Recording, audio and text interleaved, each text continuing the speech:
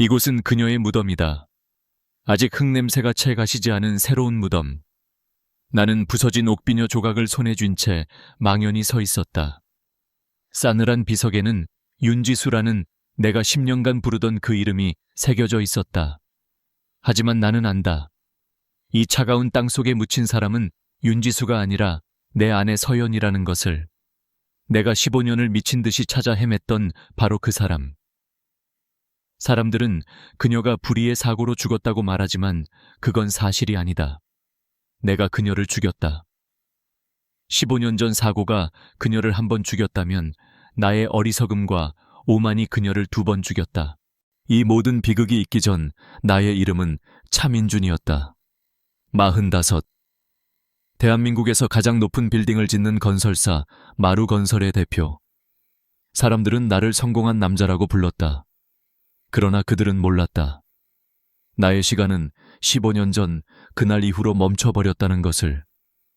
내 영혼은 이미 오래전에 죽어 성공이라는 화려한 허물을 뒤집어 쓴 채 하루하루를 버티고 있을 뿐이라는 것을. 나의 삶은 단 하나의 목표를 위해 존재했다. 나의 첫사랑이자 아내였던 서연을 찾는 것. 15년 전 우리는 끔찍한 자동차 사고를 당했다. 나는 몇 달 만에 깨어났지만 옆자리에 있던 그녀는 흔적도 없이 사라졌다. 경찰은 그녀가 사고의 충격으로 기억을 잃고 어딘가로 사라졌을 것이라고 추정했다. 시신이 발견되지 않았기에 그녀는 법적으로 실종 상태였다. 하지만 나는 믿었다. 그녀는 어딘가에 살아있다.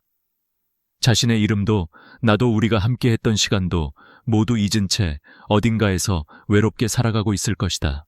그 믿음은 나의 종교가 되었고 나의 삶을 지배하는 저주가 되었다. 나는 대한민국 최고의 탐정들을 고용했고 전국 방방곡곡에 그녀를 찾는 광고를 냈다. 내 재산의 절반 이상이 그녀를 찾는 데 쓰였다. 하지만 그녀는 그림자처럼 잡히지 않았다. 나의 집은 성공한 다른 남자들과 다르지 않았다. 한강이 내려다 보이는 차갑고 거대한 펜트하우스. 하지만 그곳은 집이 아니었다. 서연의 흔적이 없는 모든 공간은 내게 의미가 없었다. 벽에는 여전히 그녀와 찍은 웨딩 사진이 걸려 있었지만 사진 속에서 행복하게 웃고 있는 남자는 지금의 내가 아니었다. 그는 15년 전에 아내와 함께 죽었다.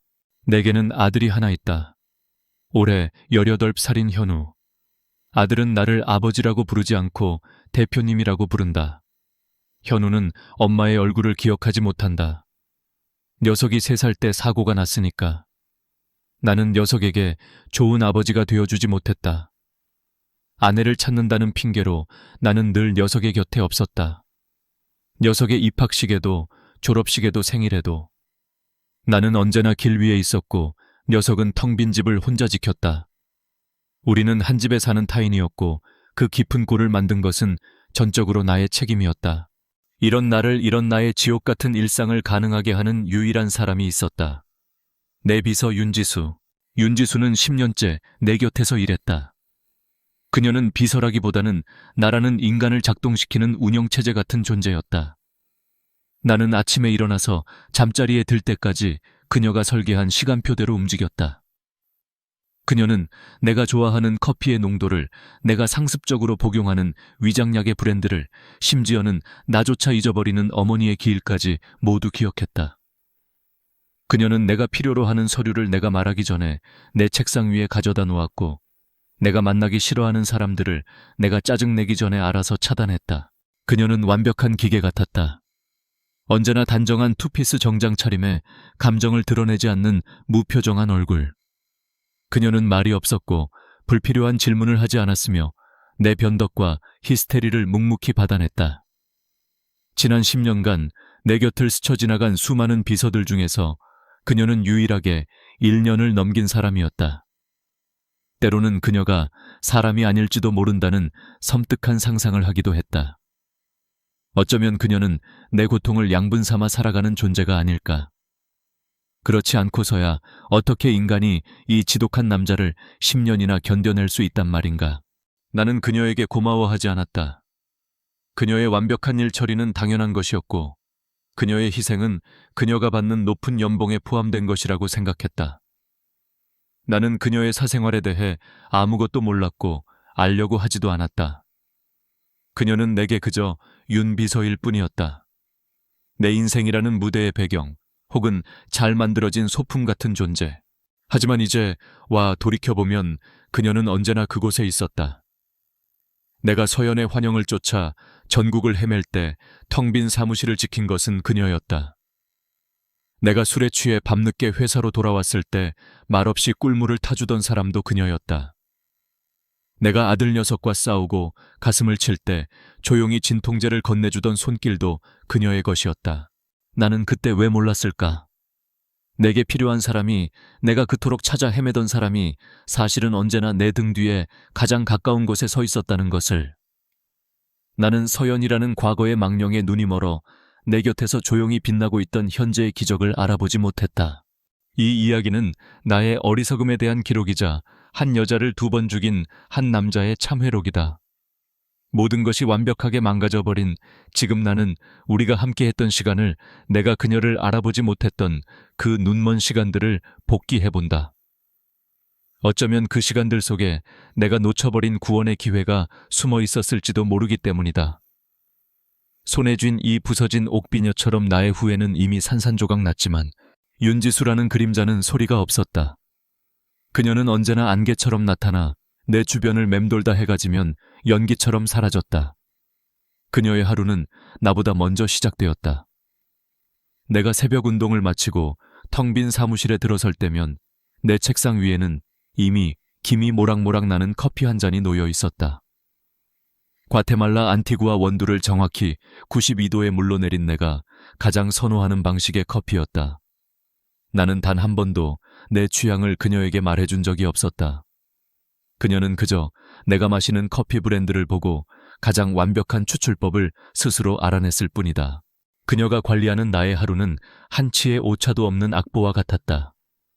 9시 임원회의, 10시 30분, 현장 시찰, 12시, 바이어와의 오찬, 오후 3시, 설계팀과의 미팅. 모든 일정은 분 단위로 쪼개져 있었고 각 일정 사이에 필요한 모든 서류와 데이터는 미리 내 태블릿에 들어와 있었다. 신경성 위험이 도져 내가 미간을 찌푸리면 귀신같이 알아챈 그녀가 물 한 잔과 약을 내 앞에 내려놓았다. 그 약은 내가 수년째 복용하는 독일에서만 구할 수 있는 위장약이었다. 그녀는 어떻게 그것을 항상 구비해두는 것일까? 나는 한 번도 물어본 적이 없었다. 그저 그녀의 유능함의 일부라고 당연하게 여겼다. 그녀는 단순한 비서가 아니었다. 그녀는 나의 방패였다. 까다로운 건축주가 막무가내의 요구를 해올 때 그녀는 나보다 먼저 나서서 법률 조항과 계약서를 들이밀며 그의 입을 막았다. 나의 독선적인 결정에 반발하는 임원들이 있으면 그녀는 그들의 주장을 반박할 수 있는 완벽한 데이터를 들이밀어 그들을 침묵시켰다. 그녀의 목소리는 언제나 차분했지만 그 안에는 강철 같은 논리가 박혀 있었다. 사람들은 내 앞에서보다 오히려 그녀 앞에서 더 긴장했다. 나는 그녀의 그런 점을 높이 샀다. 그녀는 내게 감정적인 위안을 주는 존재가 아니라 나의 왕국을 지탱하는 가장 예리한 창과 가장 튼튼한 방패였다. 나는 그녀를 신뢰했지만 그것은 기계를 향한 신뢰와 같았다. 절대 고장나지 않고 언제나 최고의 성능을 발휘하는. 그래서 나는 종종 그녀가 인간이라는 사실을 잊었다. 하지만 지금 돌이켜보면 신은 내게 수많은 신호를 보냈었다. 내가 너무나 눈이 멀어 알아보지 못했을 뿐 어느 늦은 오후 중요한 계약을 앞두고 극심한 스트레스에 시달리고 있을 때였다. 그녀는 조용히 내 사무실로 들어와 차 한 잔을 내려놓았다. 낯선 향기였다. 자스민이나 캐모마일 같은 흔한 허브티가 아니었다. 향긋하면서도 마음을 차분하게 가라앉히는 어딘가 익숙한 향. 이게 무슨 차인가? 국화의 일종인데 심신안정에 좋다고 합니다. 예전에 잠시 다도를 배운 적이 있습니다. 그녀는 드물게 자신의 이야기를 했다. 나는 무심코 차를 한 모금 마셨다. 그리고 순간 잊고 있던 기억의 한 조각이 번개처럼 스쳐 지나갔다. 결혼 초 내가 사업 실패로 힘들어할 때 아내 서연이 똑같은 향의 차를 끓여주곤 했다. 그녀는 이 차가 자신의 할머니에게서 배운 집안 대대로 내려오는 비법이라고 말했었다. 나는 잠시 멍해졌다가 이내 쓴웃음을 지었다. 세상에 비슷한 향의 차는 얼마든지 있겠지. 서연의 환영이 이제는 헛된 향기까지 만들어내는구나. 나는 그렇게 생각하며 애써 그 기억을 지워버렸다. 또 한 번은 그녀가 두꺼운 계약서를 검토하는 모습을 무심코 보게 되었을 때였다. 그녀는 깊은 생각에 잠길 때면 자신도 모르게 작은 콧노래를 흥얼거리는 버릇이 있었다. 그날 그녀가 흥얼거리던 곡은 브람스의 첼로 소나타 1번이었다. 첼리스트였던 서연이 가장 좋아했던 곡. 그녀는 내 앞에서 수없이 이 곡을 연주해주곤 했다. 그 애틋하고 슬픈 멜로디가 윤비서의 입에서 흘러나오는 순간 나는 심장이 멎는 듯했다. 하지만 나는 또다시 고개를 저었다. 유명한 클래식 곡이니 누구든 알 수 있는 것이라고 그렇게 스스로를 합리화했다. 오히려 나는 그녀의 버릇이 거슬렸다. 윤비서 집중 안 되니 조용히 하게. 내 차가운 말에 그녀의 콧노래가 뚝 끊겼다. 그녀는 아무 말 없이 고개를 숙였고 나는 다시 서류로 눈을 돌렸다. 그녀의 어깨가 미세하게 떨렸던 것을 나는 애써 외면했다. 그녀에게는 또 다른 버릇이 있었다. 중요한 결정을 앞두고 고민할 때면 손에 쥔 펜으로 책상을 똑똑똑똑 하고 일정한 리듬으로 두드리는 것이었다. 그것은 서연의 버릇과 토씨 하나 다르지 않았다. 나는 그 소리를 들을 때마다 신경이 거슬려 미간을 찌푸렸지만 단 한 번도 그 두 개의 이미지를 겹쳐보려 하지 않았다.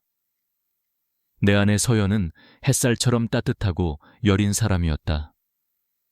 얼음처럼 차갑고 강철 같은 이 여자와는 완전히 다른 사람이었다. 나는 그렇게 믿었다. 나의 기억 속 서연을 그 어떤 것과도 비교하며 더럽히고 싶지 않았다. 그날은 어머니의 기일이었다. 나는 까맣게 잊고 있었다.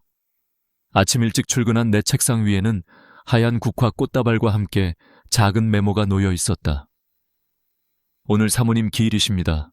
잊지 않으셨겠지만 혹시나 해서 준비했습니다. 윤지수의 필체였다. 나는 잠시 할 말을 잃었다. 그녀는 어떻게 이것까지 알고 있는 거지? 그날 저녁 나는 평소보다 일찍 퇴근하는 그녀의 뒷모습을 보았다.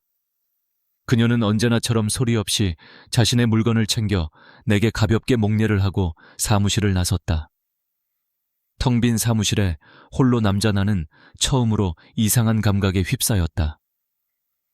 낮 동안 그녀라는 그림자가 채워주던 공간이 텅 비자 서연의 부재가 만들어낸 진짜 공허가 훨씬 더 크고 시리게 다가왔다. 나는 그녀가 남기고 간 국화 꽃다발을 내려다보았다. 그리고 생각했다.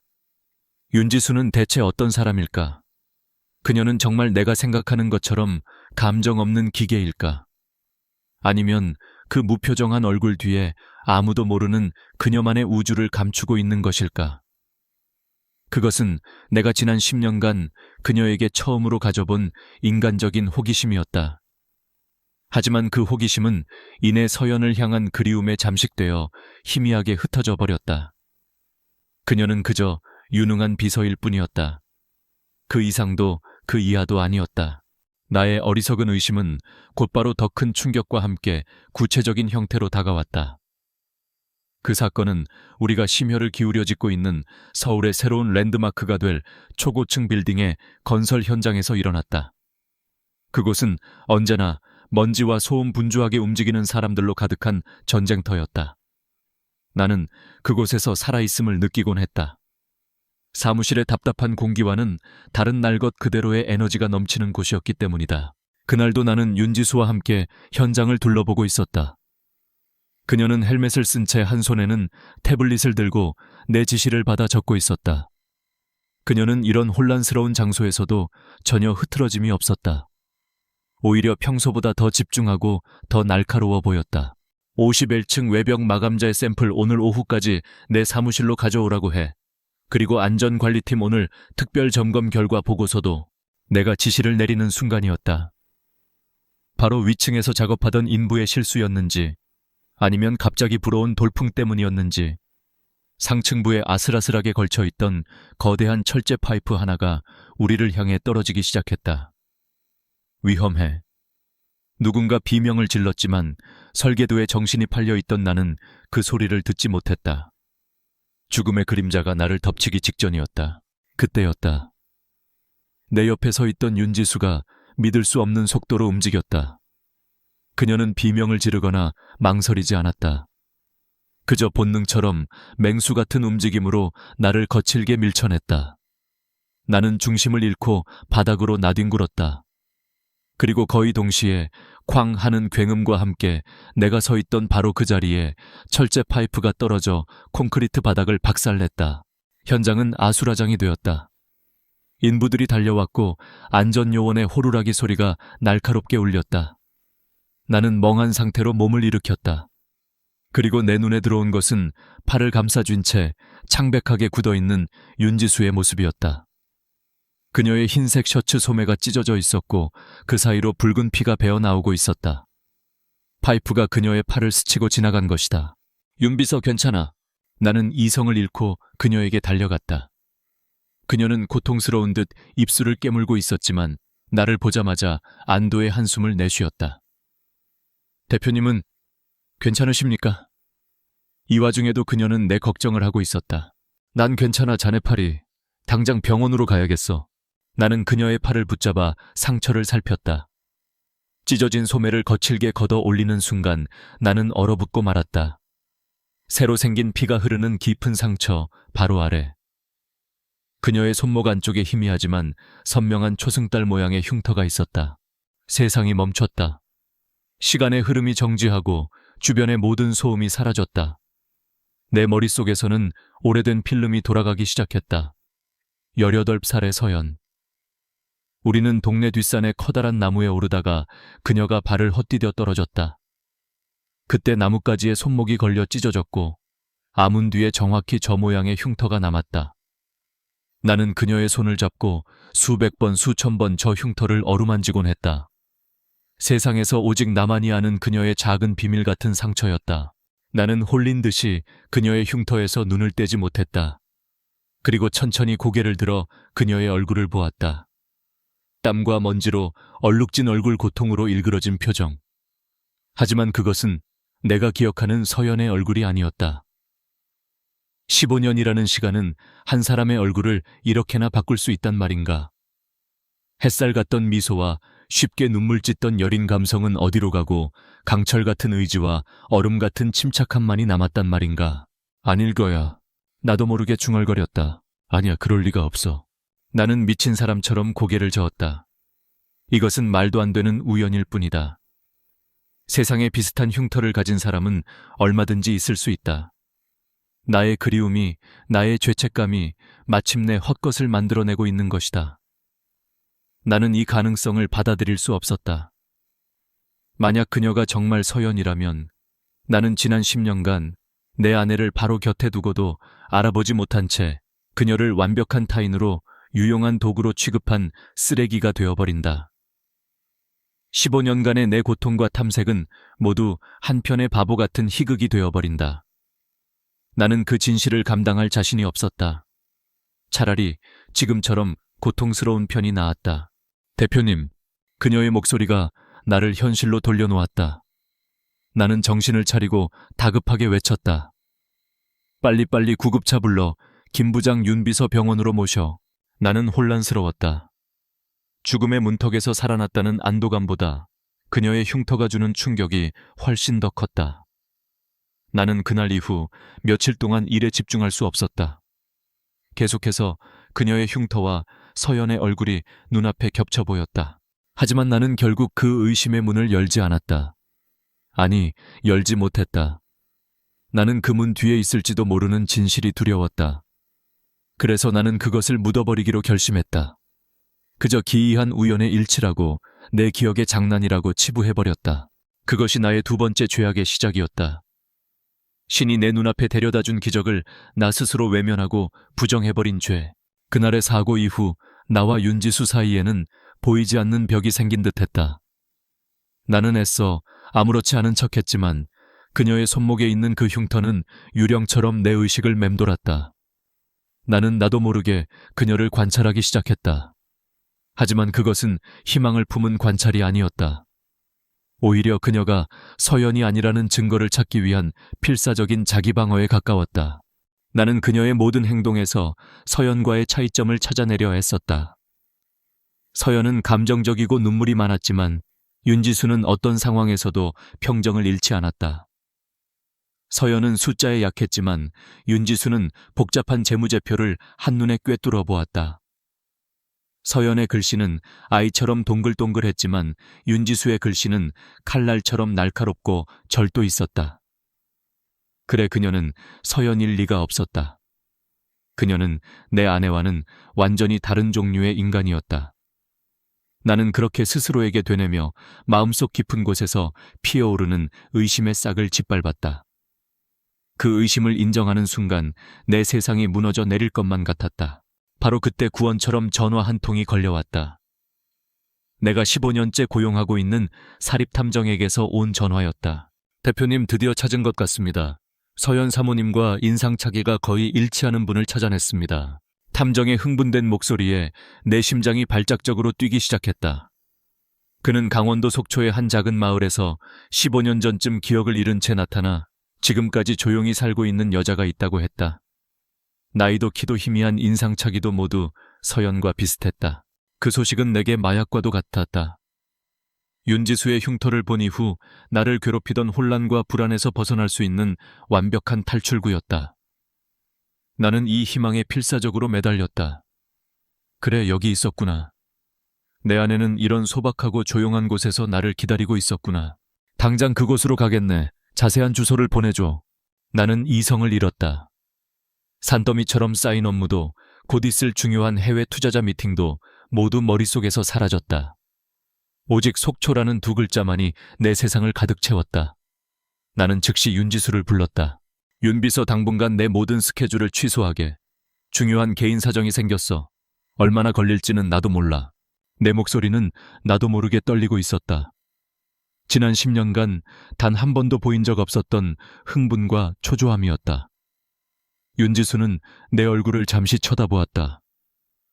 그녀의 무표정한 얼굴에 아주 미세한 파문이 있는 듯했지만 나는 그것을 알아채지 못했다. 그녀의 눈에 비친 내 모습이 얼마나 광적으로 보였을까. 알겠습니다, 대표님. 모든 일정을 조정하고 필요하신 것이 있다면 됐어. 자네는 회사나 잘 지키고 있게. 나는 그녀의 말을 자르고 차갑게 돌아섰다. 그녀는 언제나처럼 묵묵히 고개를 숙였다. 그녀의 얼굴에 어떤 감정이 스쳐 지나갔는지 나는 알지 못했고 알려고도 하지 않았다. 그녀는 그저 내가 떠나는 동안 내 왕국을 지킬 충실한 신하일 뿐이었다. 그녀는 내가 떠날 준비를 하는 동안에도 완벽하게 움직였다.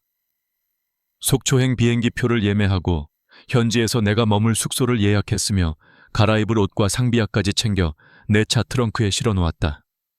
그녀의 그런 완벽함이 그날따라 나를 더욱 안심시켰다.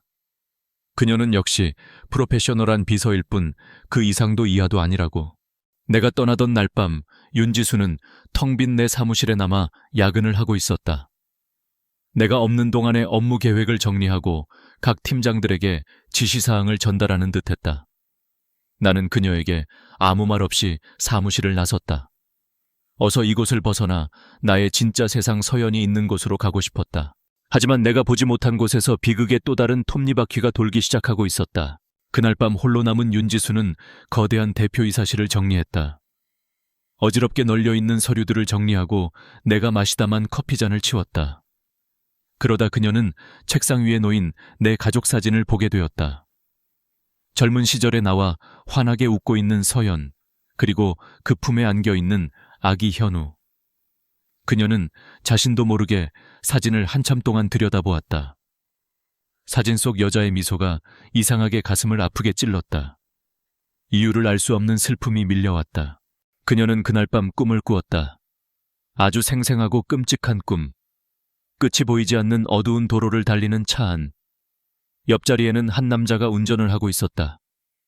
그의 얼굴은 보이지 않았지만 그의 손은 크고 따뜻했다. 그때 정면에서 거대한 트럭 불빛이 덮쳐왔고 끔찍한 충돌음과 함께 세상이 뒤집혔다. 유리 파편이 비처럼 쏟아지고 남자는 필사적으로 그녀의 이름을 외쳤다. 그런데 그 이름은 지수가 아니었다. 세어연아, 정신 차려, 서연아.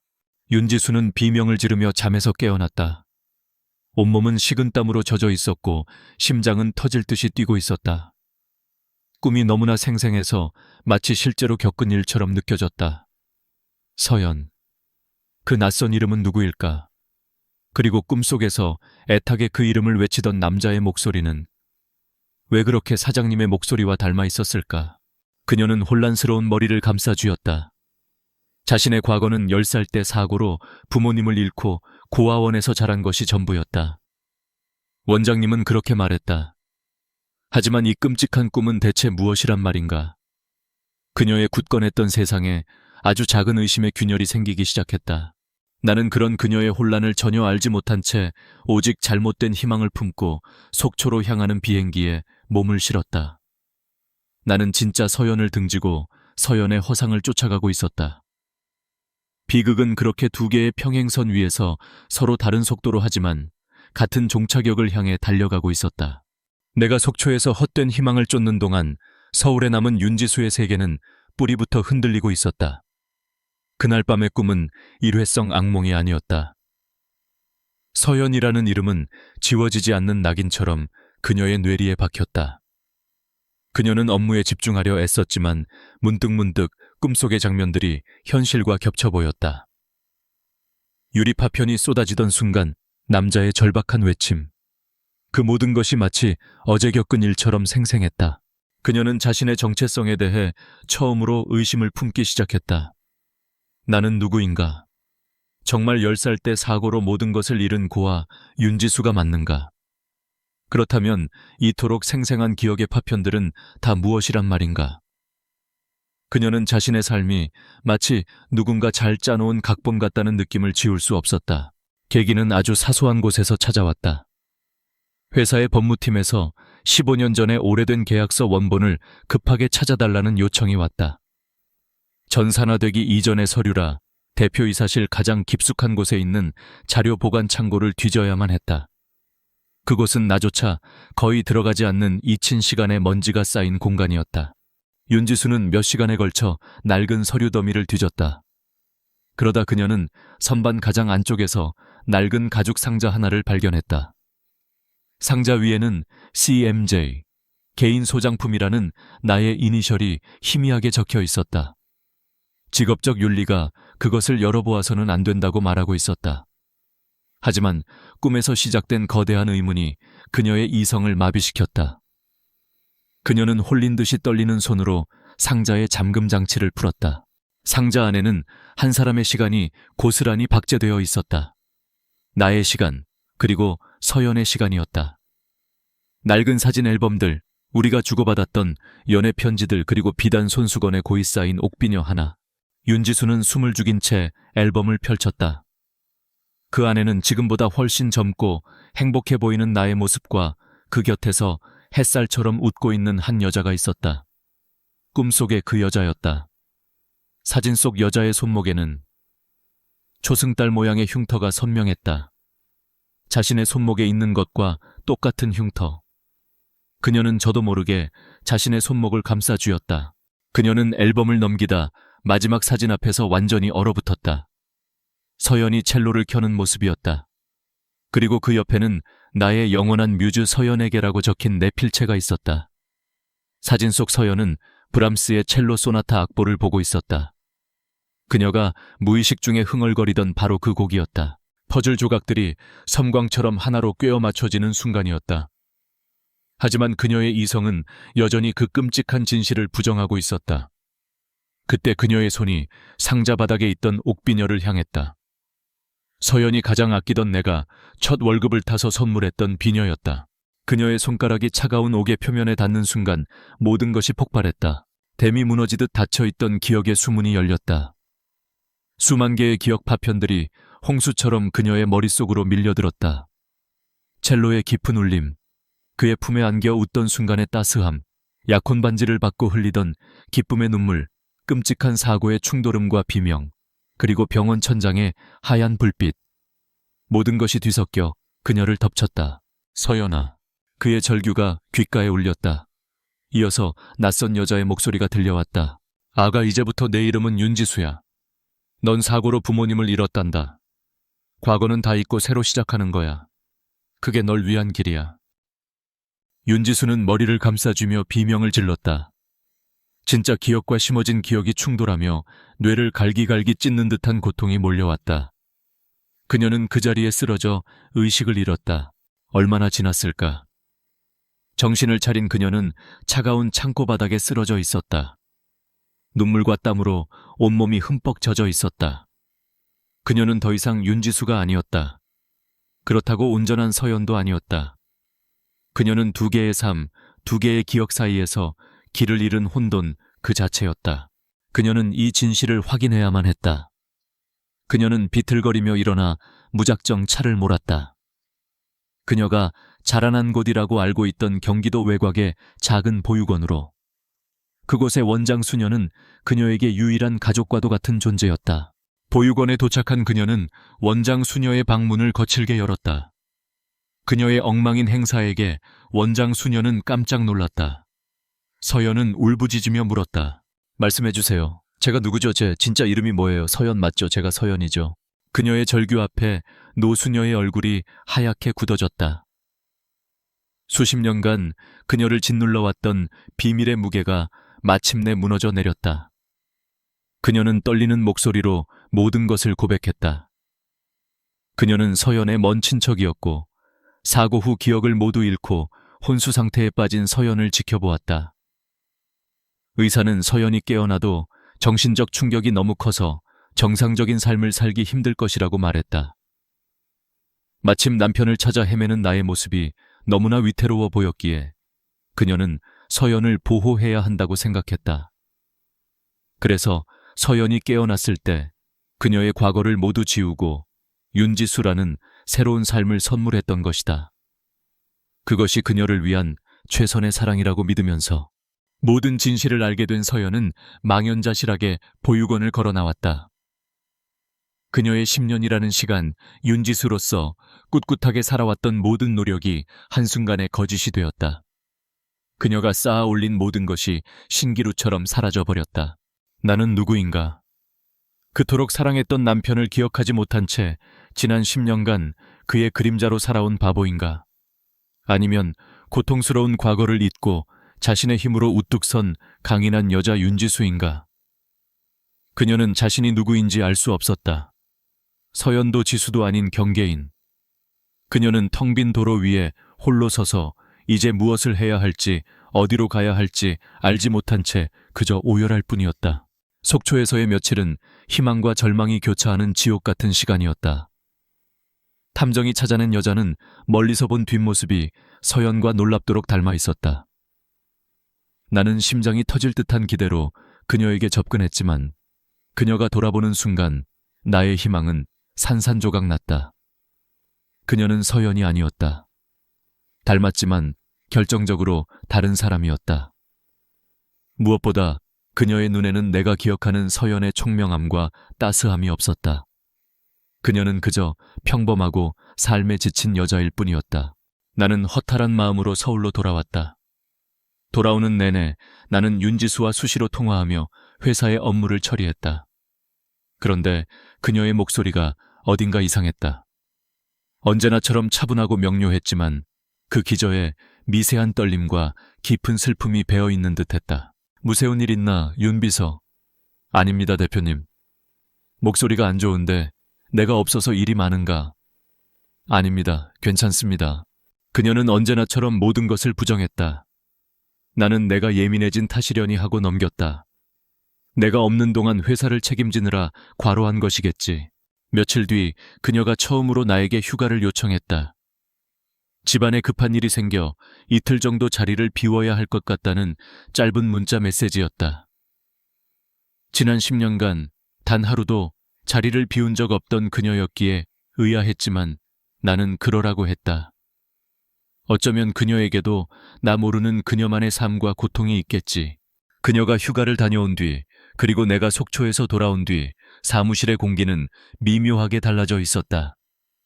그녀는 여전히 완벽한 비서였지만 이전의 강철 같던 모습은 사라지고 위태로운 유리 같은 느낌을 주었다. 그녀는 눈에 띄게 말이 줄었고 창밖을 보며 멍하니 서 있는 시간이 길어졌다. 그림자 같던 그녀에게 인간적인 고뇌의 그림자가 드리워지기 시작한 것이다. 나는 그 변화의 이유를 그녀의 집안일 탓으로 돌렸다. 그리고 솔직히 말해 그녀의 그런 나약한 모습이 조금은 성가시게 느껴졌다. 나의 완벽한 기계에 결함이 생긴 것만 같았다. 나는 내 고통만으로도 벅찼다. 다른 사람의 감정까지 신경 쓸 여유는 없었다. 그러던 어느 날 오후 나는 실패한 탐색의 허탈함을 이기지 못하고 사무실에서 혼자 술을 마시고 있었다. 나는 취기 어린 목소리로 그녀에게 하소연을 늘어놓기 시작했다. 평소에 나라면 절대 하지 않았을 행동이었다.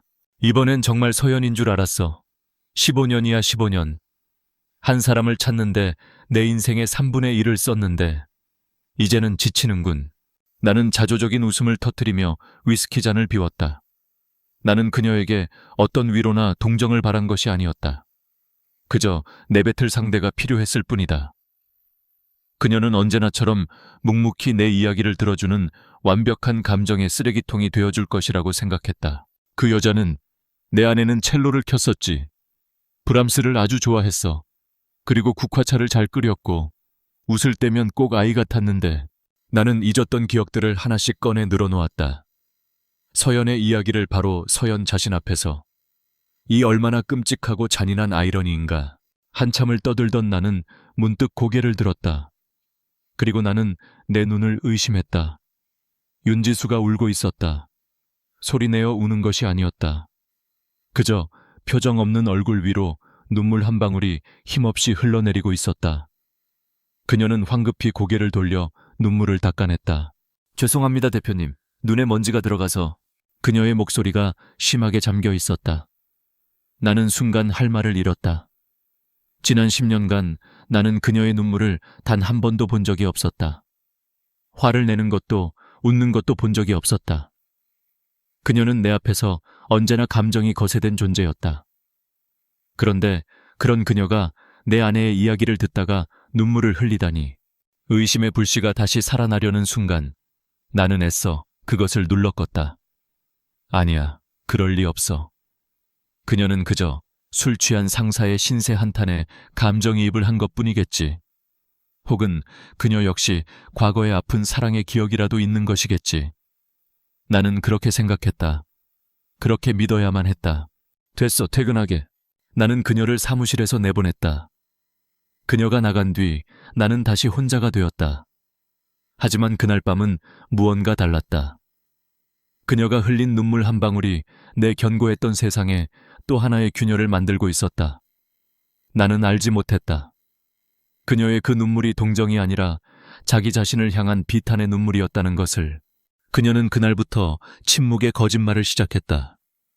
그녀는 진실을 가슴에 묻은 채 다시 완벽한 비서 윤지수의 가면을 썼다.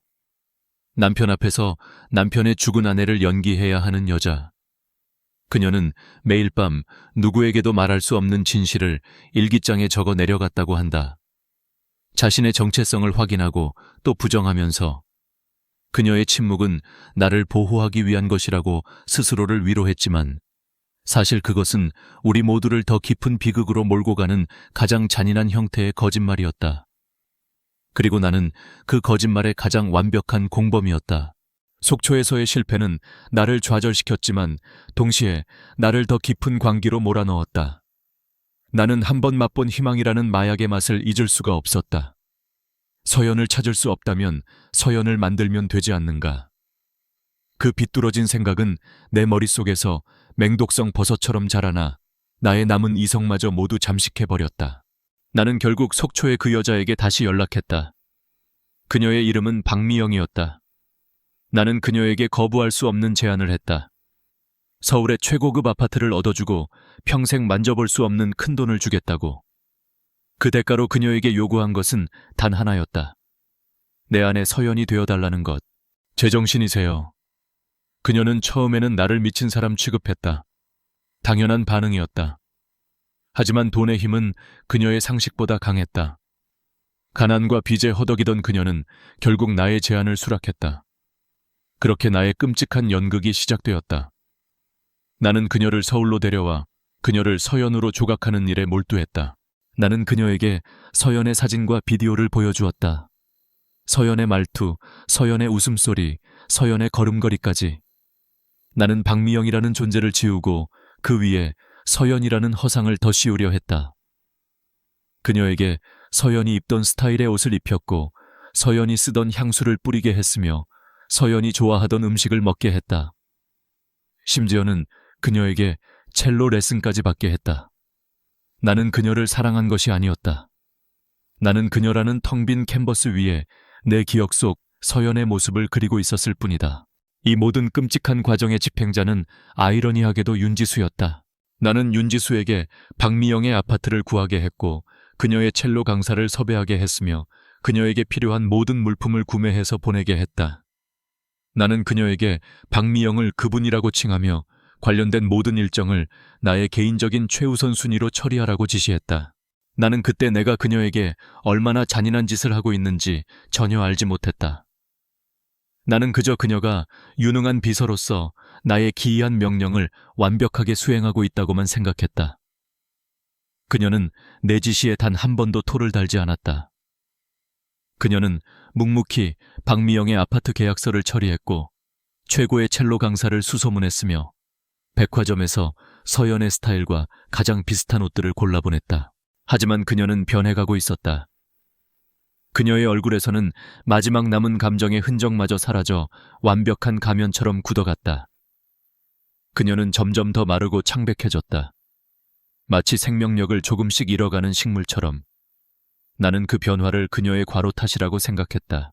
어느 날 그녀가 처음으로 나에게 반기를 들었다. 내가 박미영의 이름으로 거액의 신탁자금을 조성하라고 지시했을 때였다. 대표님, 이 일은 법률적으로나 재정적으로나 리스크가 너무 큽니다.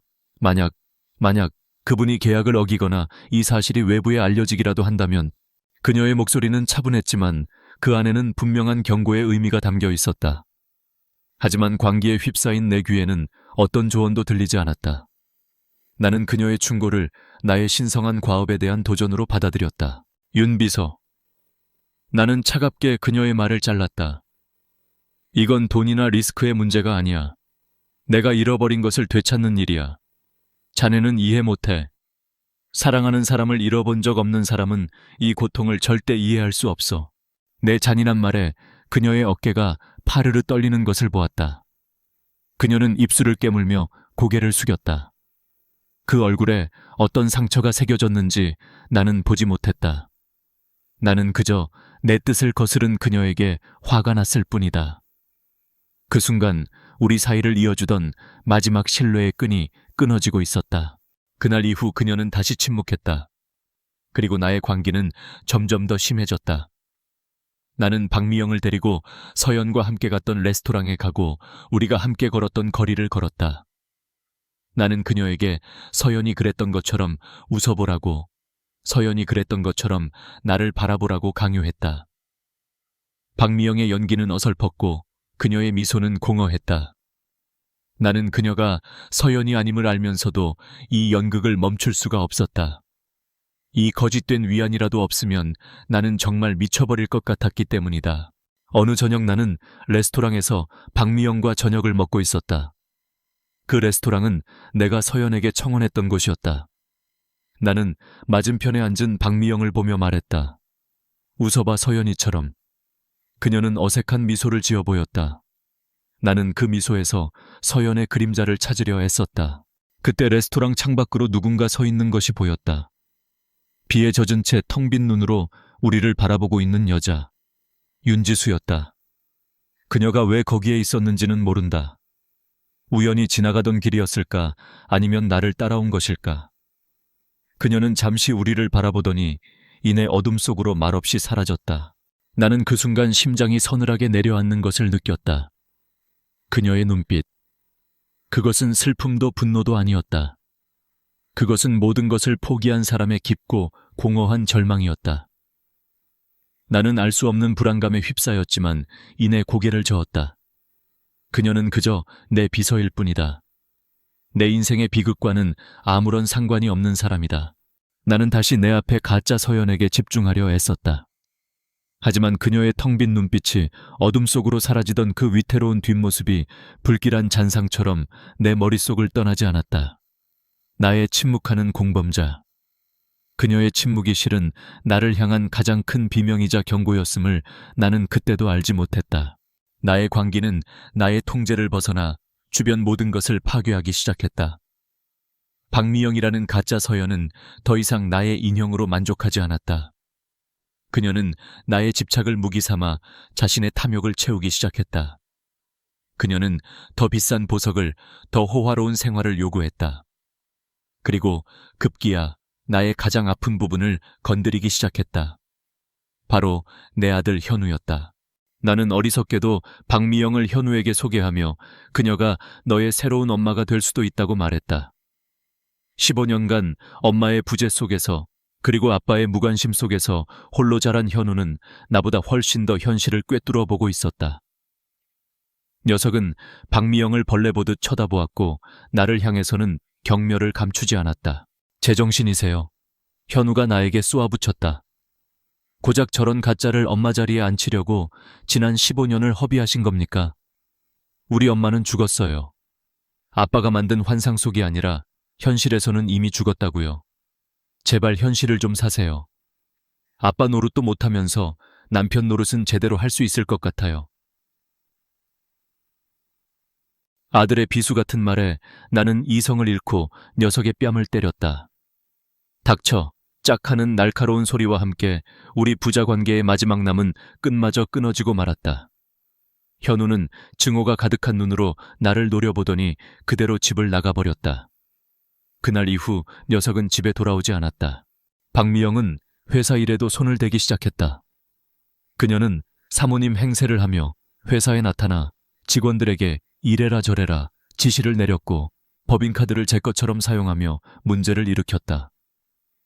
직원들은 당황했지만 나의 암묵적인 동의 아래 그녀의 월권 행위를 막지 못했다.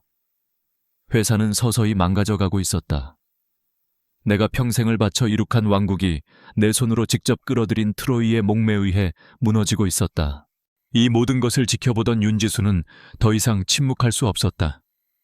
그녀는 내가 아닌 나의 아들과 나의 회사를 지키기 위해 움직이기 시작했다. 그녀는 더 이상 수동적인 조력자가 아니었다. 그녀는 윤지수 비서라는 자신의 권한을 최대한 활용하여 박미영의 폭주를 막아섰다. 그녀는 박미영이 무분별하게 사용하던 법인카드를 정지시켰고 회사의 기밀 서류에 접근하려는 그녀를 회사 내규를 들어 정중하지만 단호하게 막아섰다.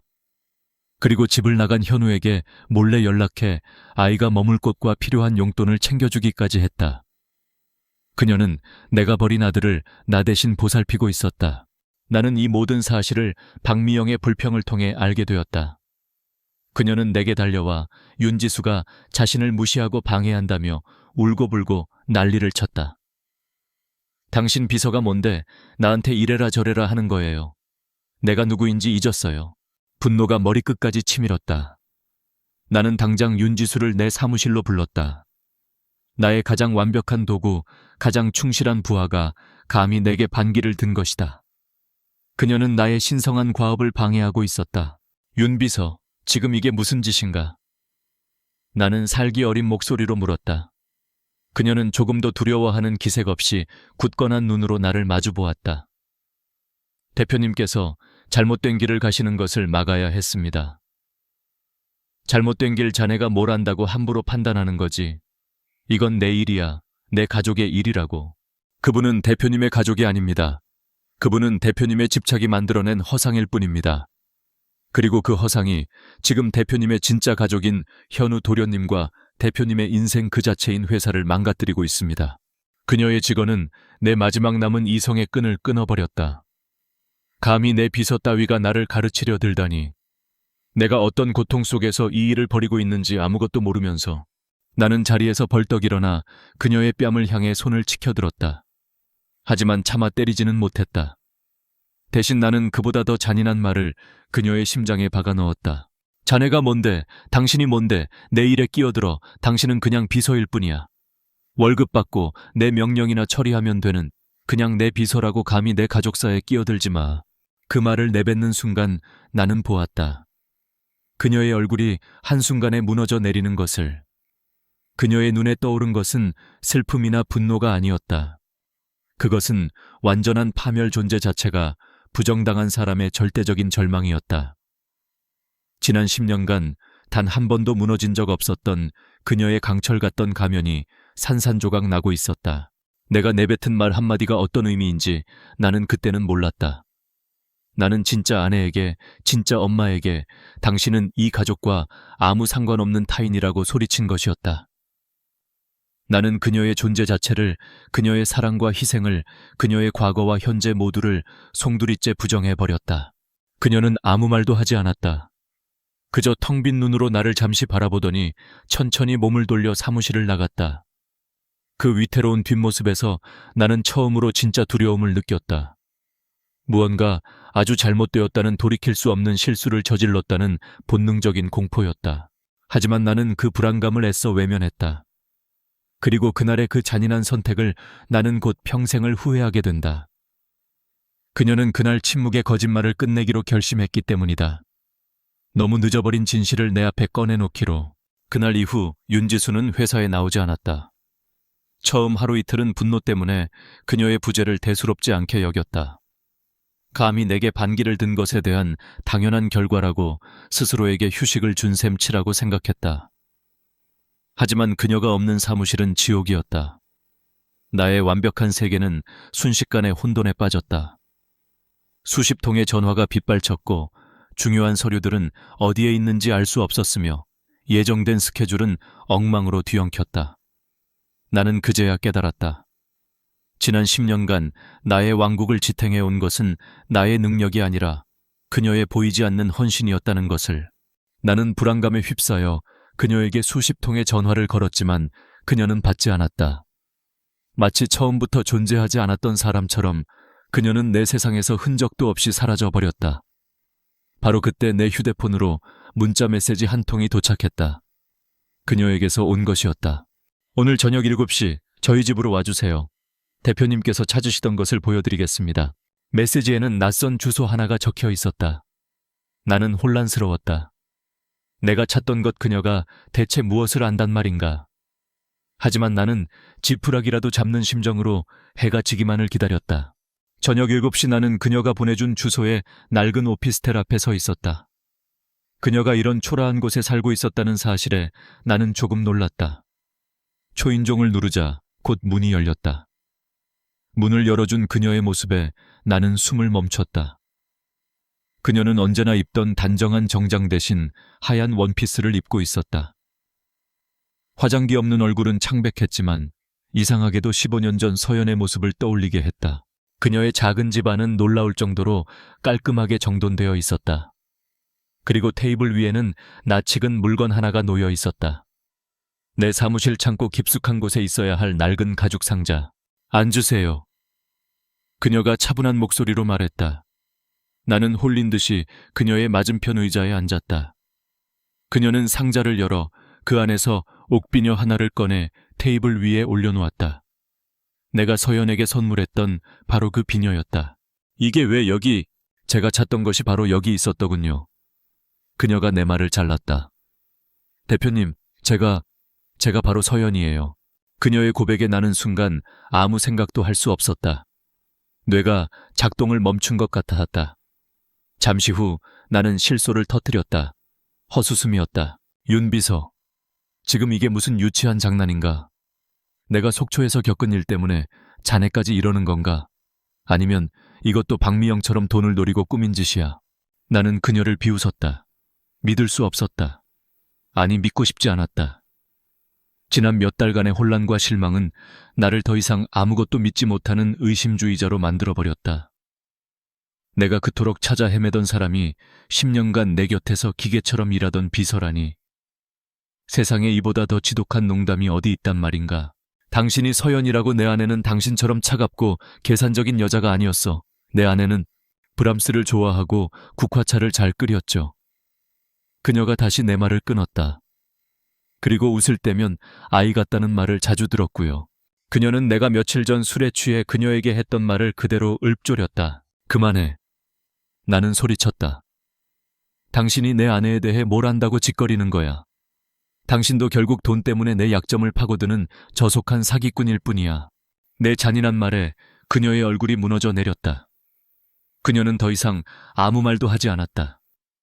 대신 그녀는 자리에서 일어나 서랍장으로 걸어갔다. 그리고 그 안에서 낡은 일기장 몇 권을 꺼내 내 앞에 내려놓았다. 제가 서연이라는 것을 믿지 않으셔도 좋습니다. 하지만 윤지수라는 여자가 지난 몇 달간 어떤 지옥을 겪었는지는 알아주셨으면 합니다. 나는 마지못해 일기장을 펼쳤다. 그 안에는 그녀의 반듯한 필체로 그녀가 기억을 되찾던 순간의 고통과 혼란, 그리고 진실을 숨긴 채 내 곁에 머물러야 했던 괴로움이 빼곡하게 적혀 있었다. 내가 박미영이라는 가짜를 데려와 서연 행세를 시켰을 때 그녀가 느꼈던 모멸감, 내가 아들 현우의 뺨을 때렸을 때 느꼈던 슬픔, 그리고 마침내 내가 그녀의 존재 자체를 부정했을 때 느꼈던 절대적인 절망까지. 일기장을 읽어 내려가는 동안 내 손이 사시나무처럼 떨리기 시작했다. 모든 조각들이 맞춰지고 있었다. 그녀의 손목에 있던 흉터, 그녀가 흥얼거리던 콧노래, 그녀가 끓여주던 차의 향기, 그리고 내 이야기를 들으며 흘렸던 그녀의 눈물 한 방울. 모든 것이 진실을 가리키는 이정표였지만 나는 눈먼 장님처럼 그 모든 것을 외면했다. 나는 완전히 무너져 내렸다. 내가 무슨 짓을 한 것인가? 나는 내 아내를, 내 유일한 사랑을 10년간 그림자 취급하며 하대하고 그녀의 심장에 매일같이 비수를 꽂아왔다. 그리고 마침내 그녀가 용기를 내어 다가왔을 때 나는 그녀를 더러운 사기꾼 취급하며 밀어냈다. 바로 그때였다. 비극은 언제나 가장 결정적인 순간에 찾아온다.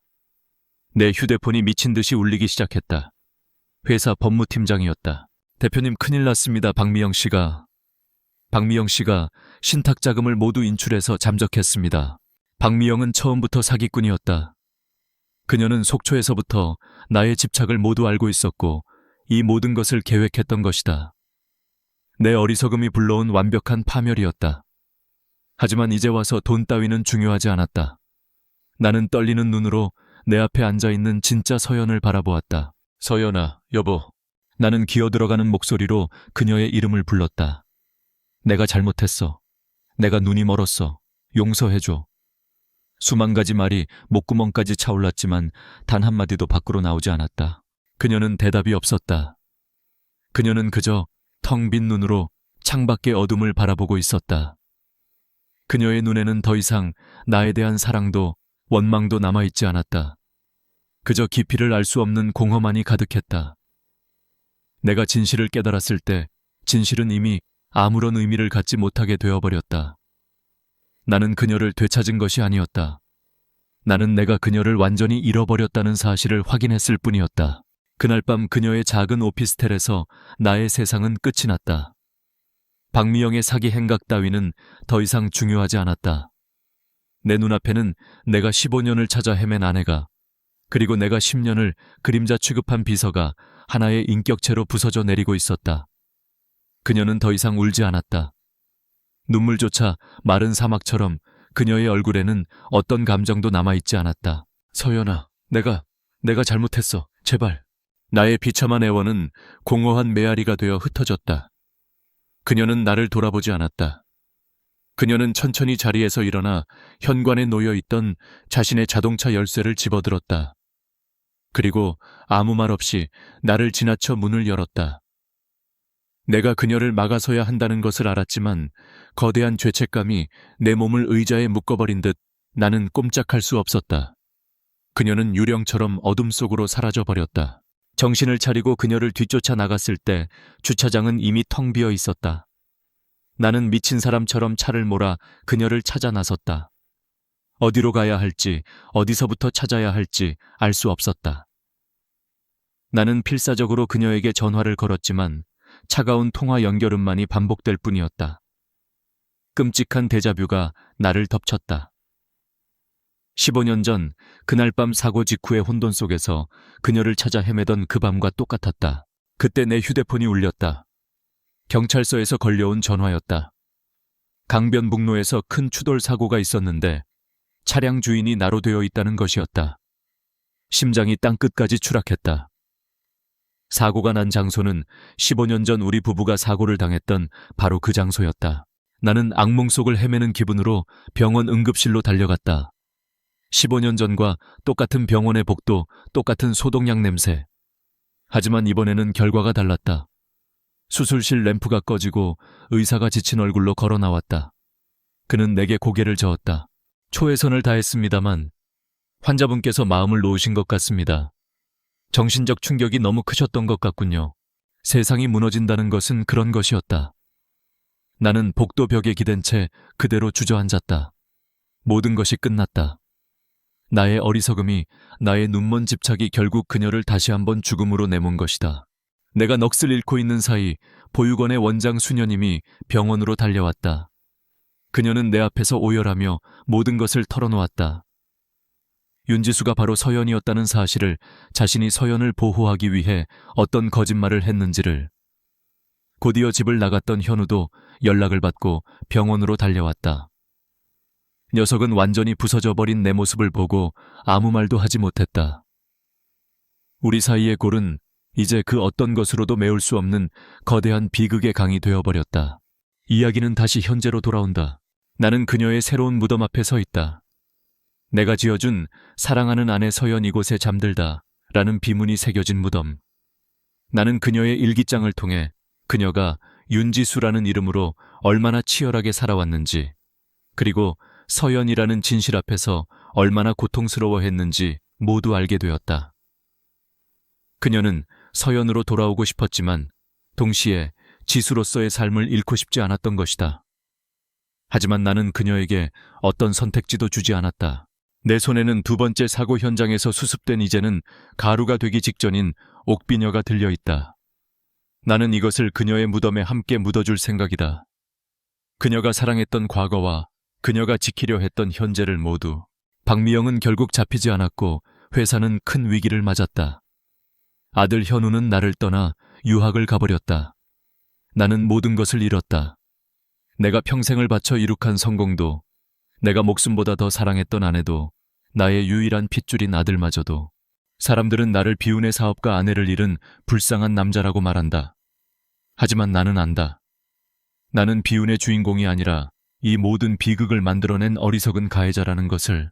나는 15년간 그녀를 찾아 헤맸다.